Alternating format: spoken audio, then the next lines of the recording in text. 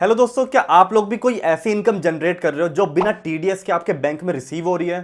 कहने का मतलब आज के टाइम पे काफ़ी सारे ऐसे सोर्सेज हैं जिसके थ्रू बंदे पैसा कमा रहे हैं, बट उनकी जो पेमेंट रिसीव होती है वो इंडिविजुअल्स के थ्रू होती है, मतलब फ़ोन पे, गूगल पे, और जिस पे टैक्स डिडक्ट नहीं होता है और फिर वो गवर्नमेंट की नज़र में नहीं जाती है, ना ही हमारे 26 ईयर्स के अंदर रिफ्लेक्ट होती है।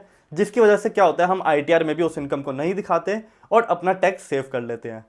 बट उसकी ईमेल आपको जरूर रिसीव होती होगी कि you have received this amount of payment.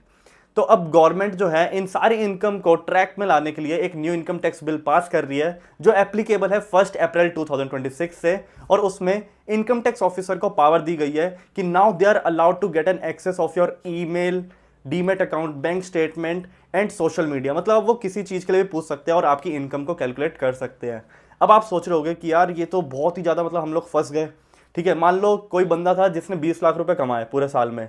ठीक है, अब वो सोच रहा है अगर मैं 20 लाख को इनकम दिखाता हूँ तो 30% के स्लैब रेट में अगर आ गया तो 6 लाख का मेरे को टैक्स पे करना पड़ेगा। बट इसका मैं सोल्यूशन बताता हूँ आपको। आप क्या कर सकते हो, आईटीआर फाइल करने टाइम में उसको बिजनेस इनकम दिखाओ और प्रिजम्पटिव स्कीम को उसमें सेलेक्ट कर लो। जिससे क्या होगा, आपकी जितनी भी टर्नओवर है 20 लाख के ऊपर आपको 6% का प्रॉफिट दिखाना है, मतलब 1,20,000।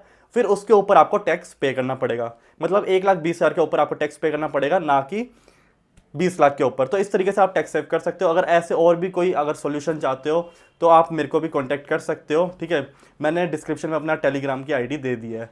तो आज की वीडियो में बस इतना ही। अगर आप ऐसी वीडियो और चाहते हो तो वीडियो को लाइक करो, चैनल को सब्सक्राइब करो और कमेंट करके ज़रूर बताना वीडियो कैसी लगी। बाय।